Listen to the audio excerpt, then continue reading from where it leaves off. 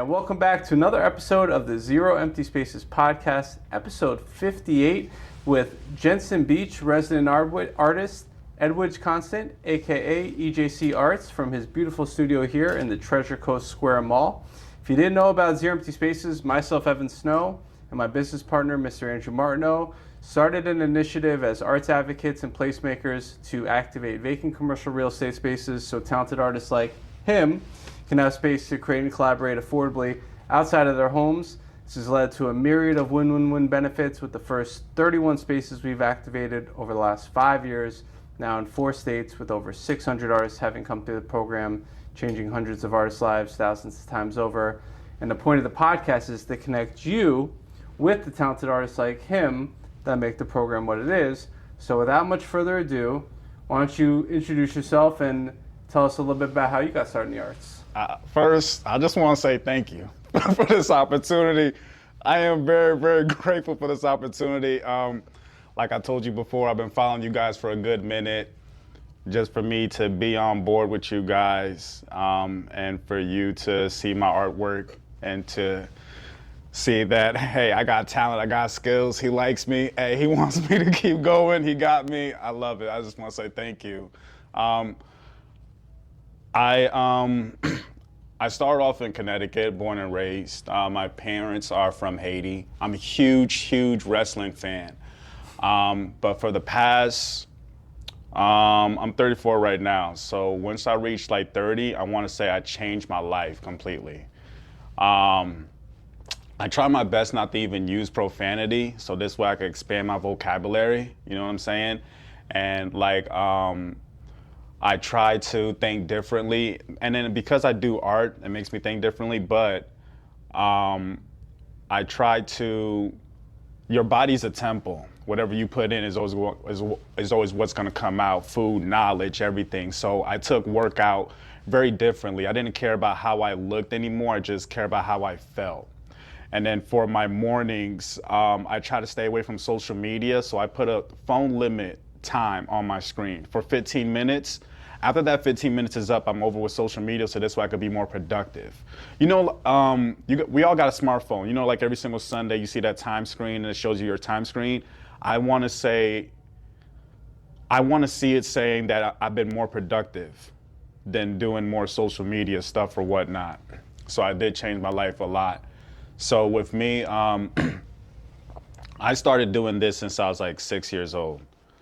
Nobody taught me how to do this. I've been doing this since I was a youngin'. Like honestly, when I was like in the first grade, after I started learning how to do our shapes and stuff, because that made sense to me, how to do the shapes and how to go to the body part, one of my classmates was like, "Oh snap, you could draw."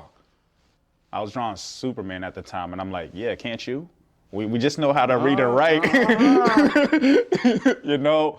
But then it took me a while to realize that, and then even though I did art class or whatnot, and then at that time we're all doing Dragon Ball Z animated, you know what I'm saying, stuff like that, and then we're all with tracing or whatnot, everybody was drawing.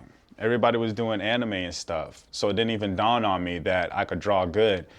Until I got to middle school, whenever we had English class, and we all were just like writing a book. And the English teacher was like, "Hey, if you want to draw, you can find somebody that could draw." I had people that came up to me. And the school bully was my manager. That's interesting. So it didn't even dawn on me till I got older, because he wanted to be my manager so he could take the money, because he looked at me as a gold mine that I could draw. Right. Interesting. You know what I'm saying? So it never really dawned on me. And then I drift away from doing art when I was like in my 20s, because I wanted to be like Master P. I wanted to be a rapper. You know what I'm saying? I felt like, because I never really look at an artist making money, you know, and I love music. You know what I'm saying? Who doesn't? Everybody loves music. You know what I'm saying? So, but I love my experience, what I learned from then, because I try to do my LLC. I learned about marketing myself, you know what I'm saying, as a brand, because that's what we talked about earlier. You know, you have to market yourself for how like artists do, you know, because like even though my music could be trash, if I'm making noise, people are gonna buy it, right? You know, so it took me a while to get to that point where this is not working out for me. It's a different artistic venture because music is an art form and it's a venture. Yeah, but it wasn't working out for me, man. It wasn't working out. Like, don't get me wrong, I was good, but I wasn't good enough. But art is my very, very first call. You know, like visual art was my very, very first calling. So it took me a while just to give that up. And then I never, like I said before, like I never went to any experience of doing art. You know what I'm saying? Never went to like any school or anything like that. So a lot of people were always looking at my art and always saying, hey, you should do a tattoo. You should be a tattoo artist. You should be a tattoo artist. And I'm always open-minded with people. Sometimes it's good to take people advice, and sometimes it's not. You know where to draw your line at and stuff. Because I try to do digital artwork too as well. Okay. I try to go to Kaiser for that. You know what I'm saying? Because digital work, that's the time that all the Marvel movies was coming up, and then video gaming. You know what I'm saying? Right. Stuff like that. So I'm like, all right, wasn't working out for me. Okay. I can't sit there and then be on the computer all day. Tattooing was cool.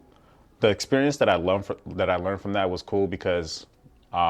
We went to Miami, went there for like 6 weeks. I'm surrounded by other artists. And every single week it made me feel like a TV show because we had to present our artwork, be judged amongst our peers, and then whoever was the best get a free tattoo. We all got criticism and criticized, you know what I'm saying? You don't want to be the person with the worst, right. You know what I'm saying? Right. You feel me?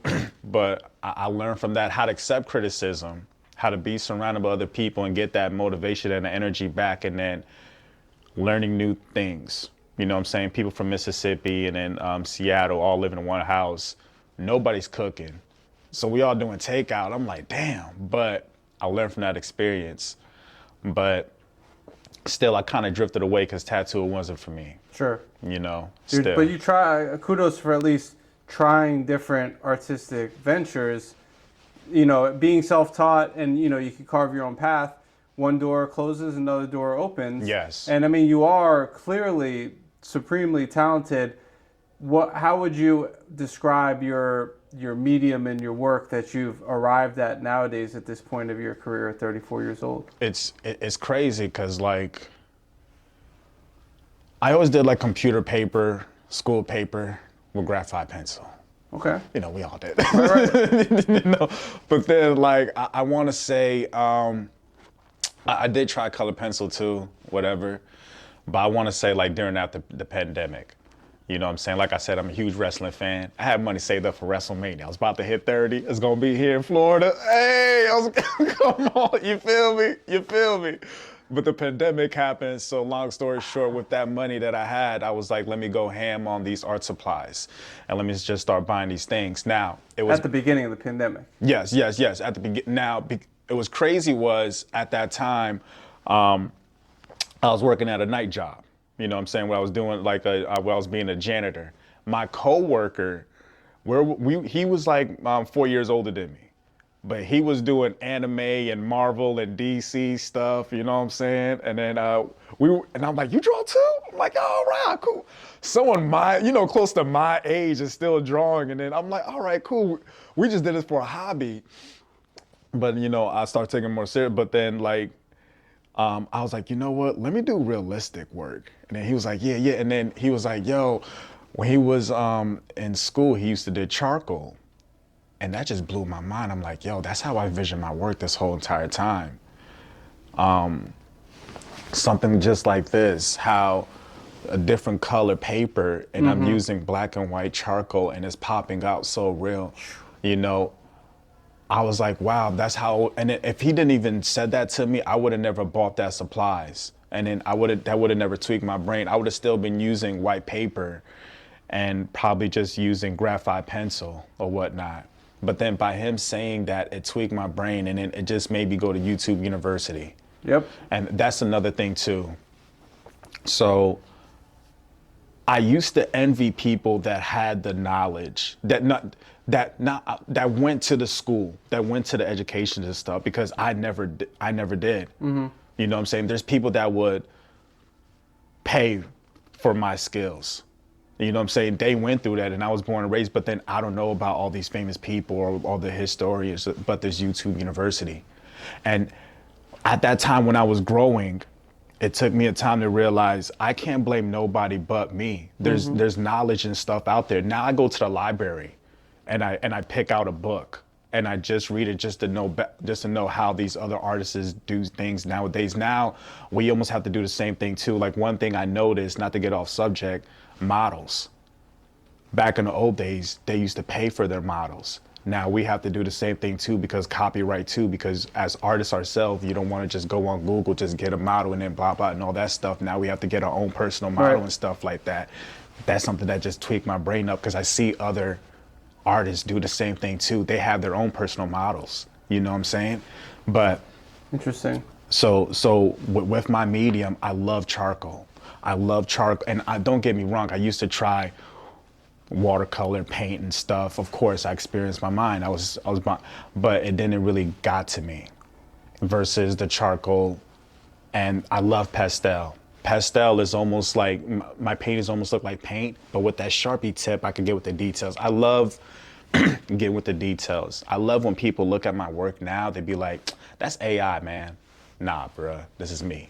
I mean, that looks, I mean, it's hyper realistic, and I mean, kudos. It's, definitely been a lot of time put into the craft, and I appreciate you, mentioning the YouTube University, going to the library, speaking to other artists and creatives, who, I mean, being self-taught, you develop your own style, but who are some artists that might have influenced or inspired you artistically or creatively beyond the coworker that was doing Marvel and anime? It was Vincent Van Gogh. It was crazy because, like, when I was in the 4th grade, one of my classmates, his mom was a police officer, but she loved art. And she would come in every once a week and just do like an art activity with us. And she told me his story. I fell in love with him. I fell in love with him that day when she told me his story. I fell in love with him, and then just his artwork and everything that he did. And then, but mainly because of his story. And I feel like that's what's so crazy nowadays is that you could be talented, you could be good, but people are going to connect with you because of your story, because they could relate to you. 100%. Yeah. 100%. Yeah, And I mean, and people resonate with the story differently. Like, I fortunately went to Europe and went to the museum, and they don't have the masterworks because those are in the MoMA, but at the Van Gogh Museum, they have his sketchbooks. His sketchbooks blew my mind. I mean, beyond talent. Obviously, he's, master. But you resonate with it however you resonate with it. Some people will resonate with Starry Night. Some people will resonate, with some of the unfortunate things that happened in his life. If you haven't seen the animated documentary where they took all of his paintings and made a movie out of it. Yes. I highly recommend that, because you'll resonate with people's story. Yes. Some people might resonate with you, being from Haiti, being from the Caribbean, might resonate with you for charcoal or graphite. What would you want? And you have some, truly amazing work where you can literally see and feel the emotion and the energy in some of these works, but what do you hope to convey to the viewer, to the consumer, to the patron, to the buyer, somebody that interacts with your artwork? What do you want them to experience? The emotion, the story. I mean, each of my artwork have a story to tell. Even when if a client comes up to me or whatnot, I want to know what am I drawing in behind the story. So I even have a playlist made for that, because how you feel is going to channel through the artwork. Some of my artwork, I had heartbreaks. I was going through hard times. Some of them I went through happy times. Some of them I went to the best times, And each one of them just has a story to tell. Like, even for this one right now, I'm starting like an art series collection. Every single year, I always want to challenge myself and do a series collection. So right now, this is not even done, but it's like work in the process, but it's like a ballerina theme.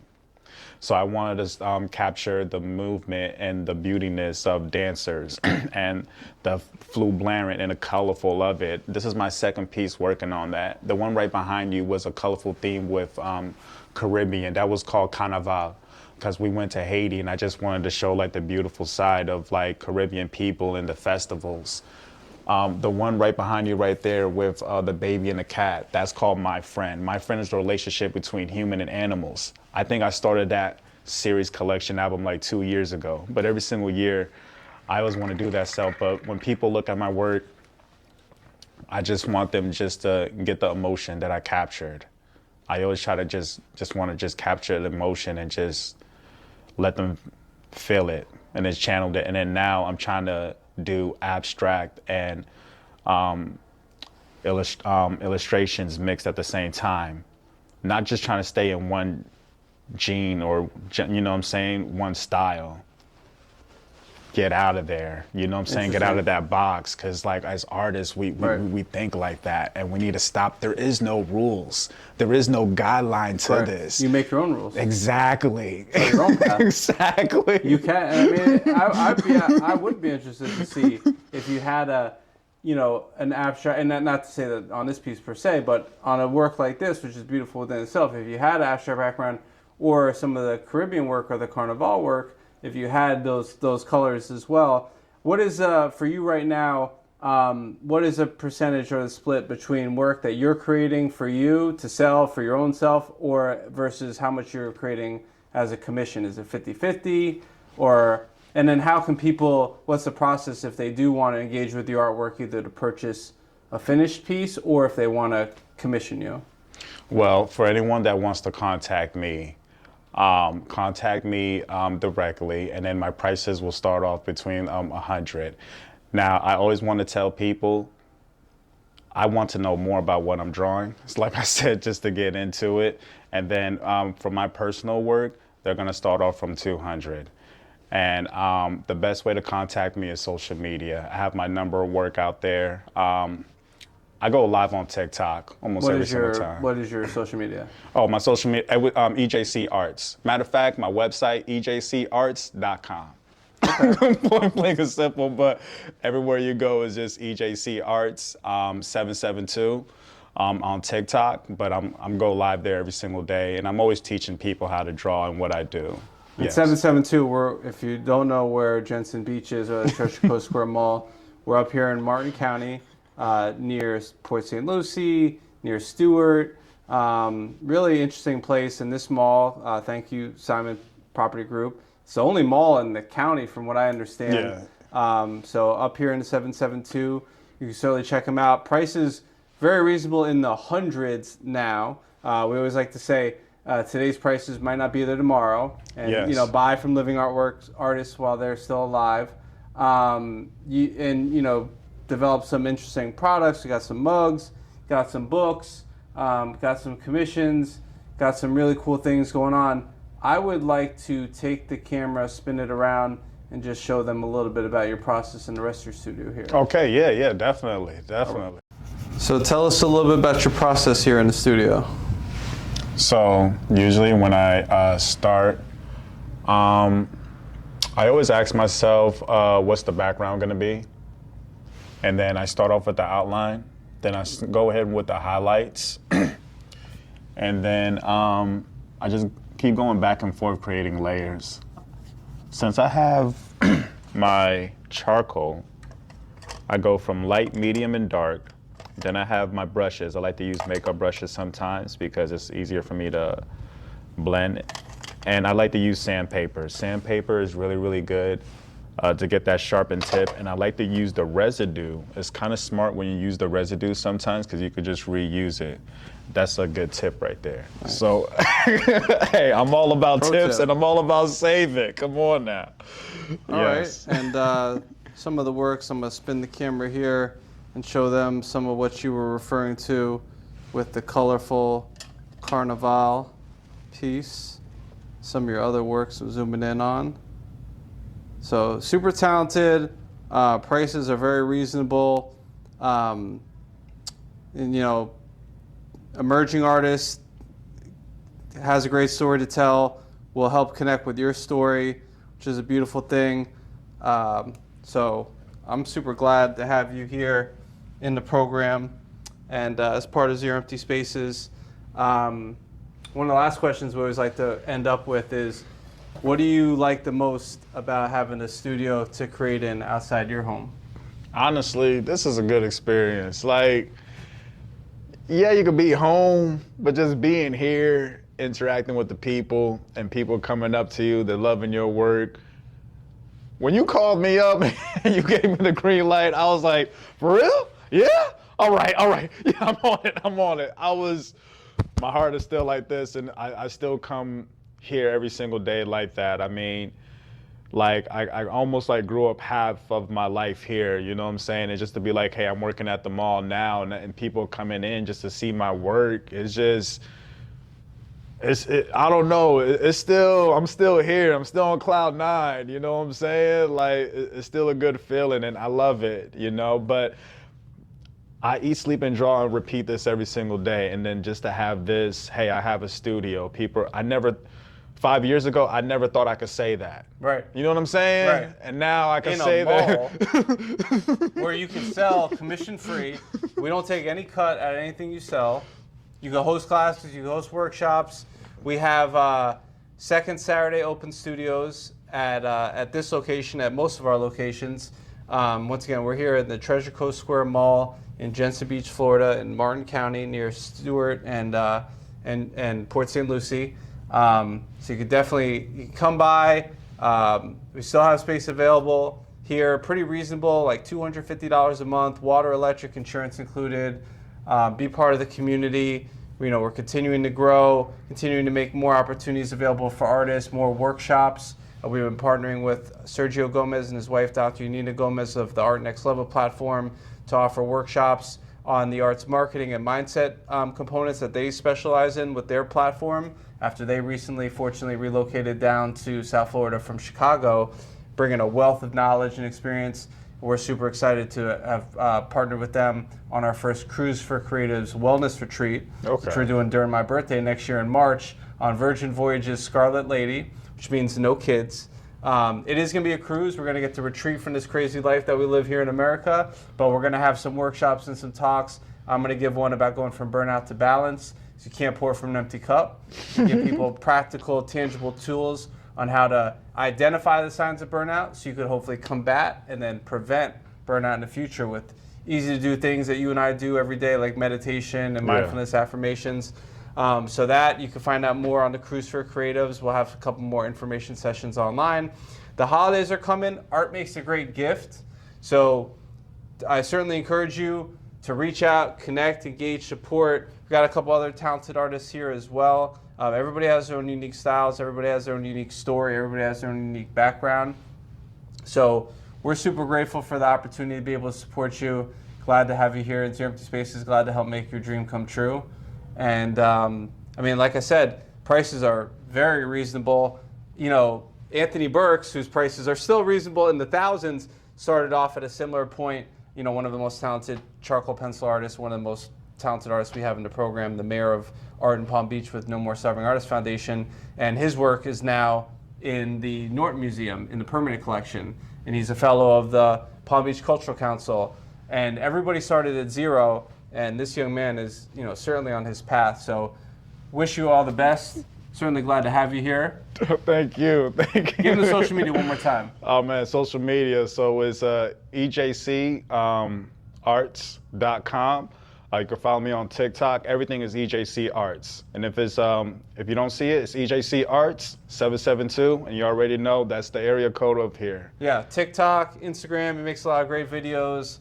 And like I said, we got space if you want to join him. Helen, Bob, Javier, a bunch of talented artists here in Jensen Beach and Martin County.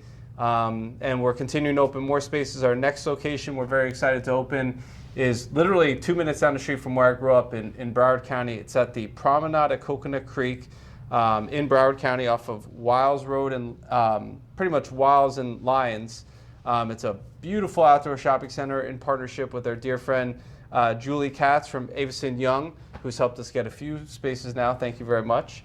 And we're going to have our open house preview and information session for artists November the 2nd from 2 to 3 p.m. It's a huge space, 6,000 square feet. So we're going to have probably room for 20 plus artists there. Oh, wow. We're going to have teaching artist space there. We're in a former NY & Co store. There's great shops, restaurants, Starbucks. Abe and Louie's. So if you know an artist in Broward County, have them apply, reach out, and we look forward to seeing you at Open Studio event, at the Open House preview, or at the next one. Cheers.